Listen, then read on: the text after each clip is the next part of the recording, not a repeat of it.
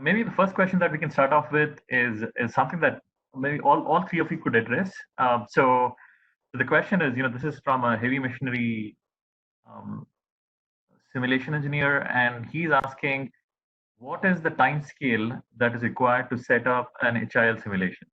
Is this a short term, or is it a medium term or a long term exercise? So in terms of weeks, months, how long would it take for someone to take a simulation model, procure hardware, and build a solution? So maybe Ramesh, if you could talk about that from the hardware perspective first, and then maybe Tony G and Ian can bring the software perspective.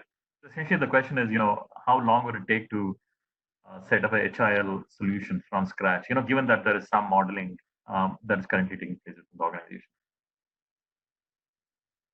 So,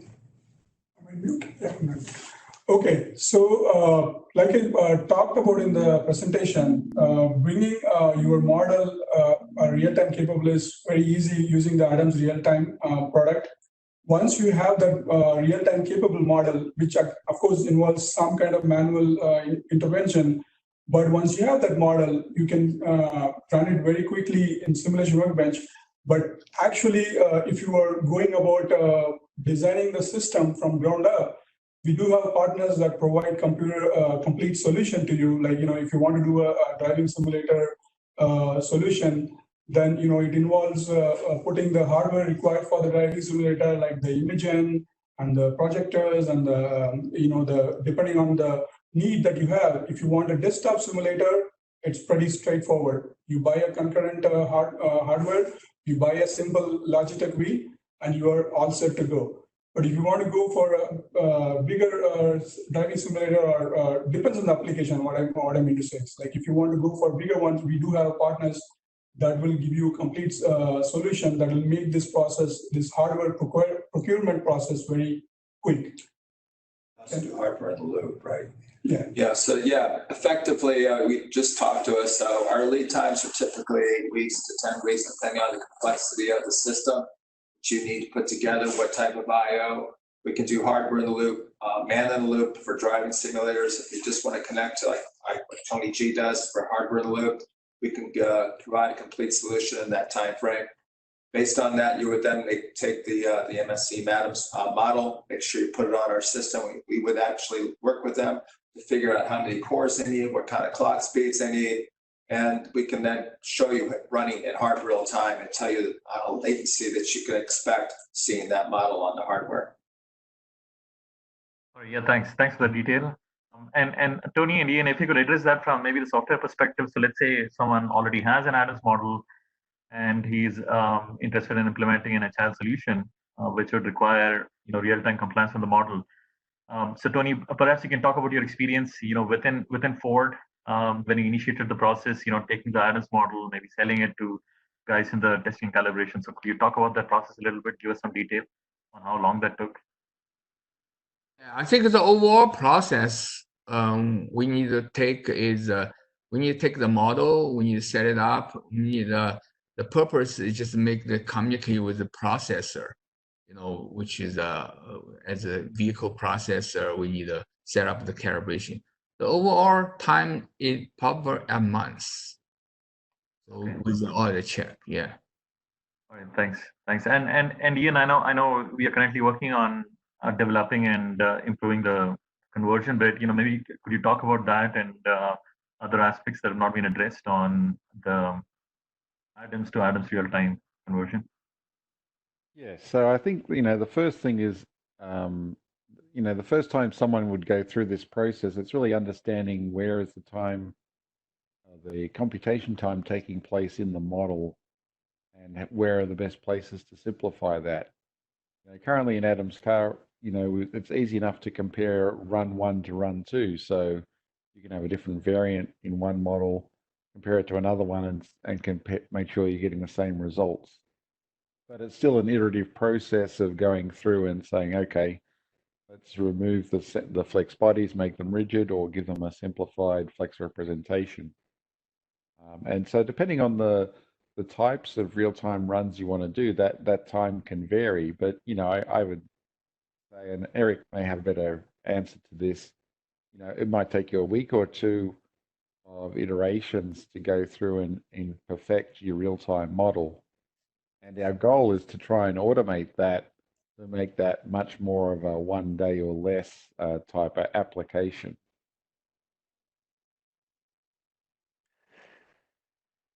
Yeah, I would agree with that. It's very application dependent right now as far as how much time that takes, and there's some level of familiarity with the process. So if you've done it a couple times, it goes a lot faster.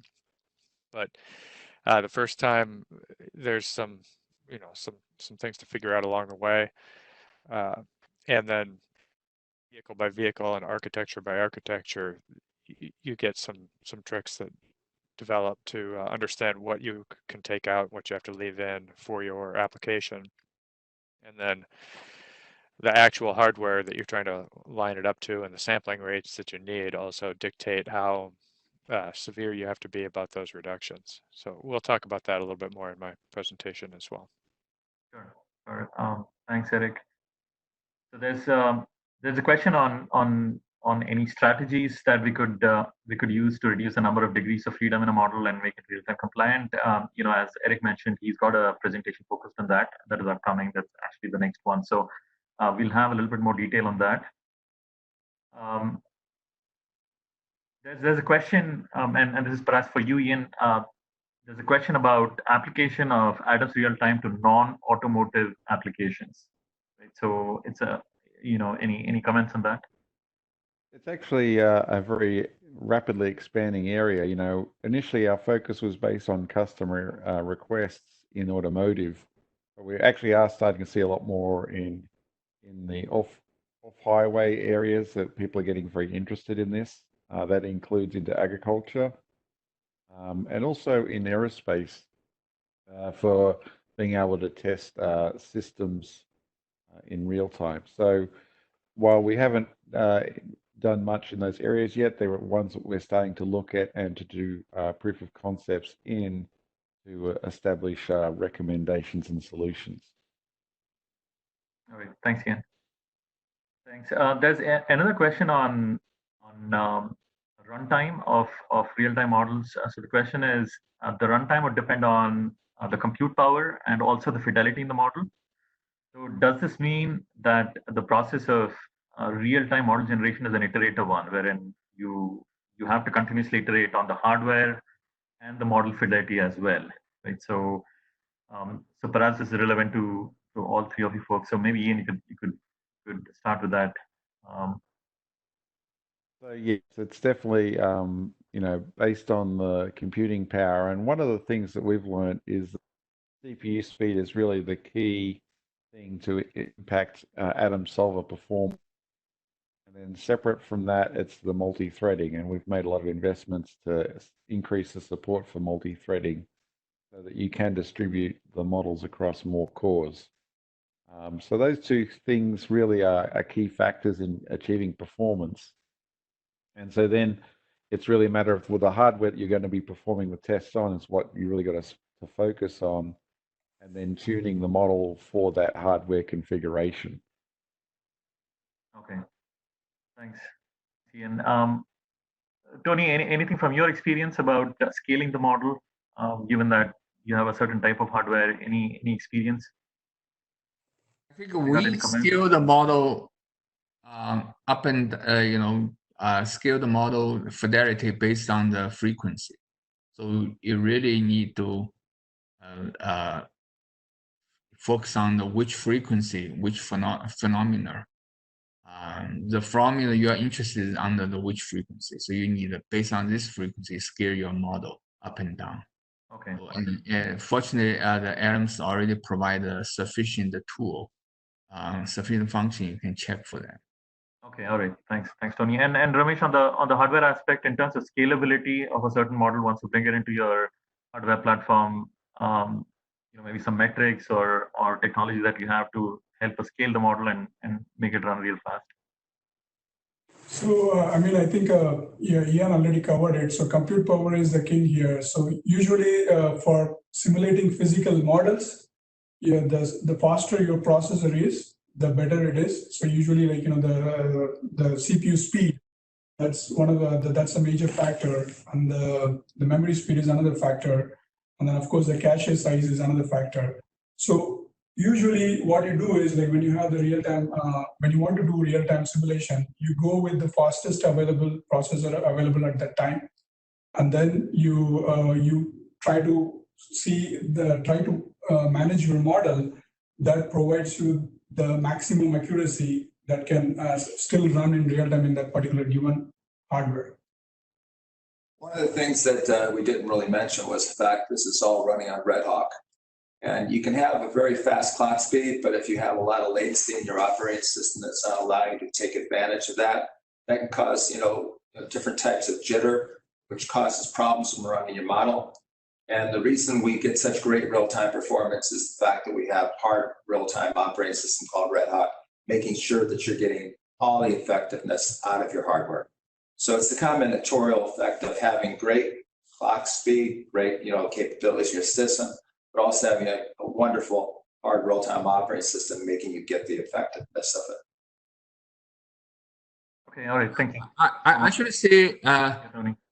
yeah, I just want to add one comment is when we starting with this project, we did not even consider the concurrent. And when we had the bottleneck because the speed is not enough and get a lot of overrun with the other simulator, then we added the concurrent on top of it. So make it a higher performance. So this is, the concurrent process code is very important for the success of our project. I see a question here about, and there's probably an Eric question. So Eric, there's a question about what Adams real time can or cannot run. So the question is, can Adams real time run a model with flex bodies?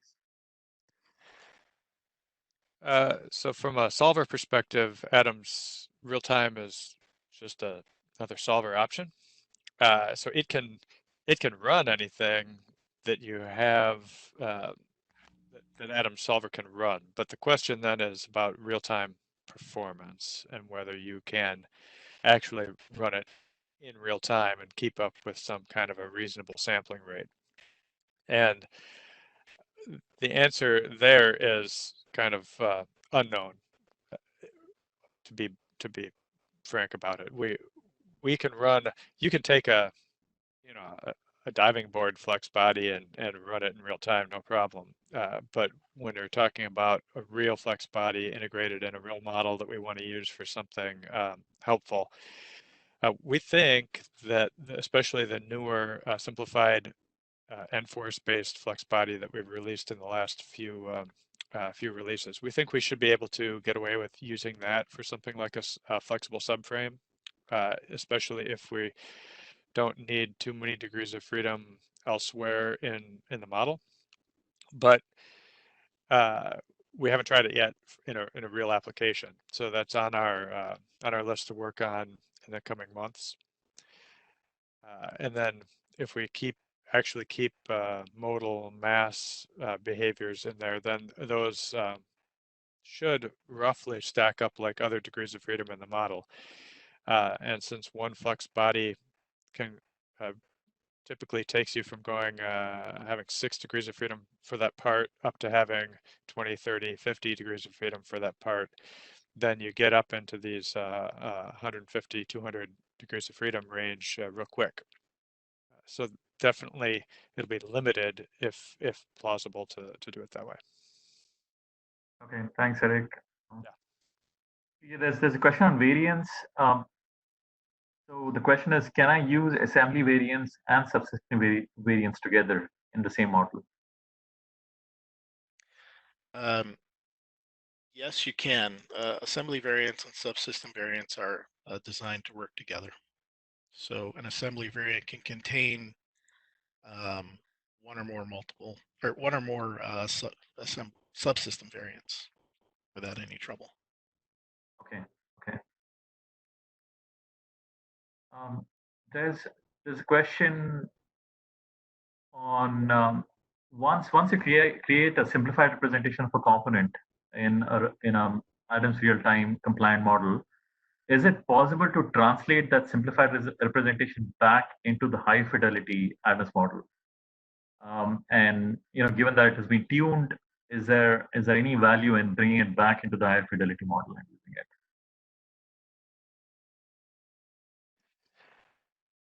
Eric, this is, you can maybe take. Yeah, I can this, yeah. speak to this. So typically, once you have it, you've simplified the model down to real time. It depends on how far you had to go. Let's, I guess, put it that way. So for example, if you're really trying to take the degrees of freedom out of a suspension, you might take the compliance from one, you've got bushings on both ends of a control arm, and you might take the bushing off of one end and kind of lump its effects on the other end. So now you have a bushing on one end, and you've reduced the degrees of freedom in the link by 3. At that point, that compliance doesn't really represent a physical bushing anymore, and it's lumped several effects back into that bushing, and it probably isn't very helpful to push that back up into the full vehicle representation or the full degree of freedom representation.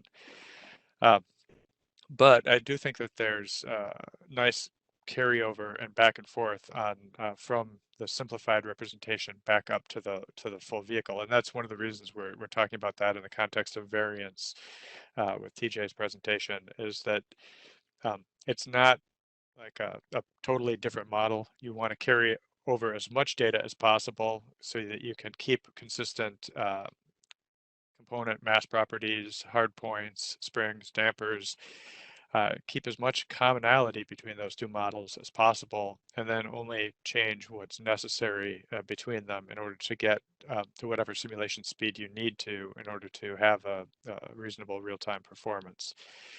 And as part of that, you may find that, okay, now you have a, let's say we talk about a leaf spring. We had a detailed leaf spring, and now we have a 5-link representation of that leaf spring.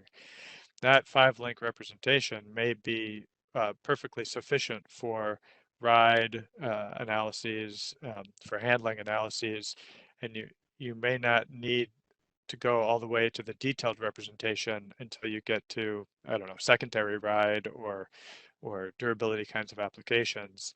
And you may be able to leverage the lessons you've learned from the simplification into other simulation domains so that you get a more efficient process overall. And the other thing that we're finding as we go through this is that when you're paying attention to every last percentage of simulation speed, then you sometimes root out some issues in your models that would have been there all along, or that slow things down for everybody. And by cleaning those up, you help the whole community that's using that model, whether it's at the high degree of freedom or the low degree of freedom variation of that. So is the Adams VTD setup limited to software in the loop or driving simulators?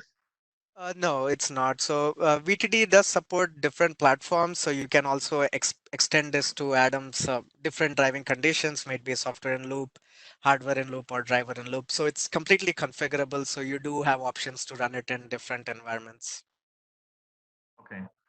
And you did mention there was so there's a question on documentation that users could reference on the Adams VTD setup. So you mentioned there's some modeling resources, there's a sample model, and is there anything else that people could use?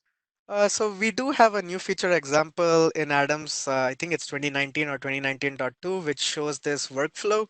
And we can also share this presentation and this demo, which can better explain this integration process with VTD.